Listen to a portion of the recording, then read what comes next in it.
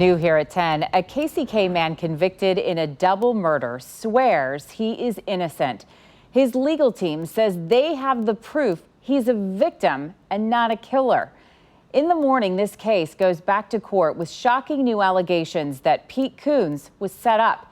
Investigative reporter Angie Racona reveals new evidence in an old murder and speaks directly to the accused from prison.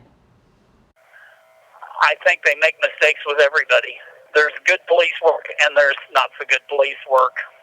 And I can even understand how sometimes an overload of work causes people to do less than a perfect job.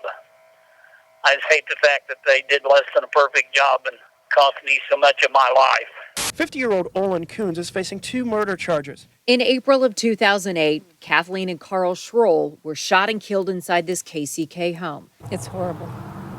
It's like a nightmare. Kathleen's mom told police her daughter called her and told her a man named Pete Coones was in the house and was threatening to kill them. We did get some leads last night to let us take this individual into custody. It was a story police, prosecutors, and even a jury believed. Pete Coones was eventually convicted of a double murder. I believe that the police, after they heard that phone call, said, "We've got the guilty guy, we're not looking any farther." I don't think they ever did. Here it is. Pete Coones' legal team argues the real killer is Kathleen Schroll. She killed her husband, then killed herself. But she had a plan to pin it on Pete. The new filing reads, it couldn't just be a suicide. It had to look like murder. Not admissible. Coones' legal team points out key facts.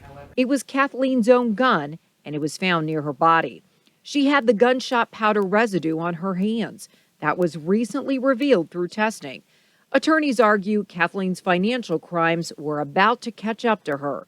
There is no evidence Pete Coones was there. In fact, he had an alibi.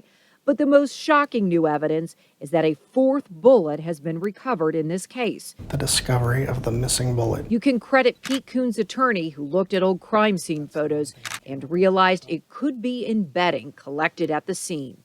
An investigator opened it up and called me and said, "Guess what I'm holding in my hand?" That absolutely amazes me, how crime scene investigators missed that. Everybody missed that. And he discovered it by looking at a photograph.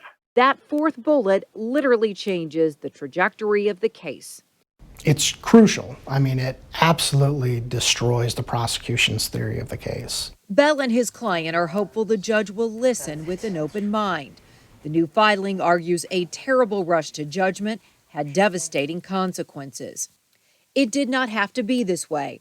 If Pete hadn't gotten saddled with an incompetent detective, a dishonest prosecutor, and an ineffective defense attorney, maybe Kathleen's scheme would have failed. I know I'm innocent. As long as everybody else finds out I'm innocent, we'll be just fine. The hearing is expected to last all week as a judge hears numerous allegations, which includes an unpaid informant who cut a deal, and that helped secure Pete Coones' conviction. We'll keep you posted on his case. In Kansas City, Angie Racona, KCTV5 News.